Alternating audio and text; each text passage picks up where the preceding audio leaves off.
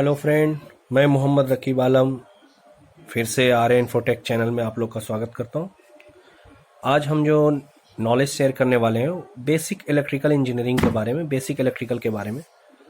तो आज मैं कुछ डीपली नहीं जाने वाला हूं, इलेक्ट्रिकल का स्टार्ट करने वाला हूं बेसिक से, एकदम स्टार्ट पॉइंट से। ठीक है, इलेक्ट्रिकल एनर्जी के बारे में हर कोई जानते हैं।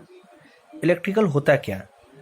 इलेक्ट्रिकल एनर्जी ट्रांसफ़र होने के लिए हम किसी न किसी मीडियम का यूज़ करते हैं। जैसे एग्जांपल के तौर पे कोई वायर है, फर्स्ट एंड से लास्ट एंड तक, मान ले यहाँ से अगर हम इलेक्ट्रिसिटी एसी करंट यहाँ से सप्लाई दे रहे हैं तो हमारा आउटपुट में एसी आ रहा है। तो एसी जो ट्रांसफ़र हो रही है वो एक मीडियम के थ्रू हो रही है। मीडियम बहुत प्रकार के होते हैं, प्योर कॉपर भी है, एनल्ड कॉपर भी है, एल्युमिनियम है। कंडक्टर जस्ट मीडियम क्या होता है? इलेक्ट्रिसिटी के लिए मीडियम कंडक्टर होता है जो सप्लाई। अब कंडक्टर के अंदर इलेक्ट्रिकल होता क्या है? इलेक्ट्रिकल क्या होते हैं? छोटे छोटे, आपने फिजिक्स में पढ़ा होगा, मॉलिक्यूल्स होते हैं, एटम। एटम के बारे में आप जानते होंगे। और उसके अंदर आप छोटे छोटे इलेक्ट्रॉन, प्रोटॉन, न्यूट्रॉन। तो ये इलेक्ट्रॉन होते हैं, छोटे छोटे इलेक्ट्रॉन्स जो वेव की तरह, एक वेव की तरह कंडक्टर से एक एंड से दूसरे एंड तक पहुंचाते हैं। अब इलेक्ट्रिकल में क्या है? अब हम इलेक्ट्रिकल में जानते हैं एम्पेयर, वोल्टेज, पावर। अब एक इलेक्ट्रिकल में करंट है, करंट की यूनिट क्या है? एम्पेयर है। हम इसे डोनेट करते हैं आई से।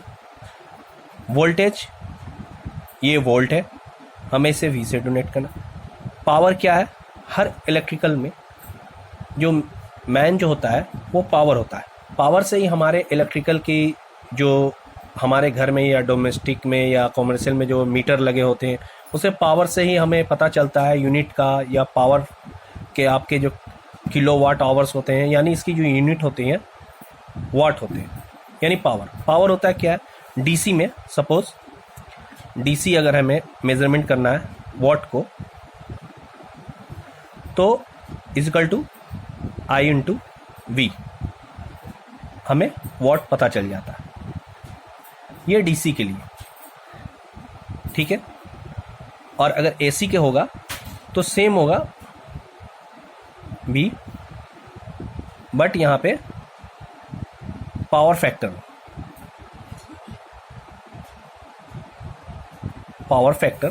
तो एसी के लिए, ठीक है।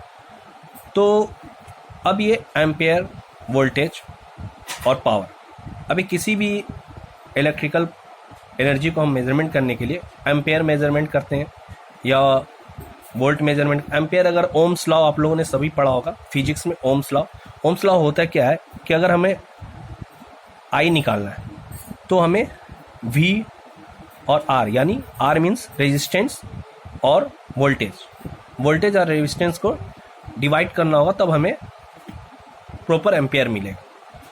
अगर वी चाहिए तो हमें आई और आर को मल्टीप्लाई करना हो। ये तो नॉर्मली ओम्स लॉ हो गया,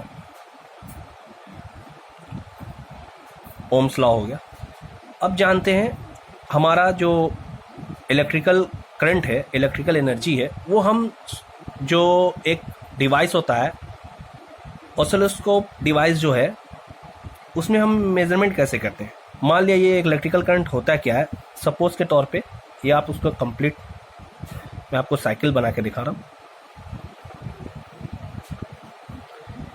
ये एसी क्यों? ये अल्टरनेट, आपका ये डीसी सर्किट है,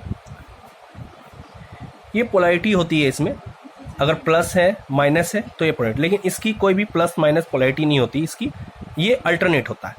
यानी ये आपका कंप्लीट साइकिल, यानी ये आपका यहाँ तक हाफ साइकिल, यहाँ ये फुल कंप्लीट साइकिल, ये आपका टाइम है, ये एम्पलीट्यूड,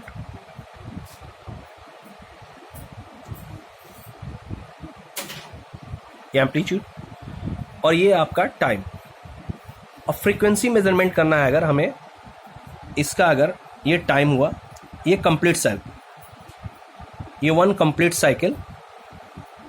फ्रीक्वेंसी अगर हच में मेजरमेंट करते हैं, फ्रीक्वेंसी की जो यूनिट होती है वो हच होती है। तो हच अगर मेजरमेंट करने के लिए हमें एक कंप्लीट साइकिल 1 सेकंड में कितने मतलब साइकिल होते हैं उस हिसाब से, यानी अगर 1 सेकंड में हमें 3 साइकिल कंप्लीट होती है 1 सेकंड के अंदर,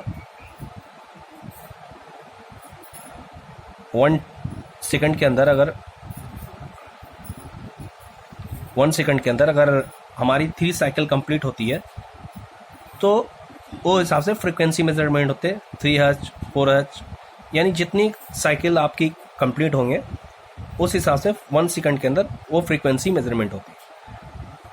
तो इलेक्ट्रिकल क्या है कि आप जो करंट मेजरमेंट करते हैं, वोल्टेज मेजरमेंट करते हैं, तो करंट हम एम्पेयर में मेजरमेंट करते हैं। तो एम्पेयर क्या है कि आपने वोल्टेज नॉर्मली डोमेस्टिक में हम यूज़ करते हैं 220 वोल्ट। एम्पेयर आपका 5 एम्पेयर भी हो सकता है, 16 एम्पेयर भी हो सकता है, 32 एम्पेयर भी हो सकता है 220 वोल्ट में। और अगर हम ये हमारा डोमेस्टिक लाइन हो गया घरों में, अगर कॉमर्शियल के लिए 440,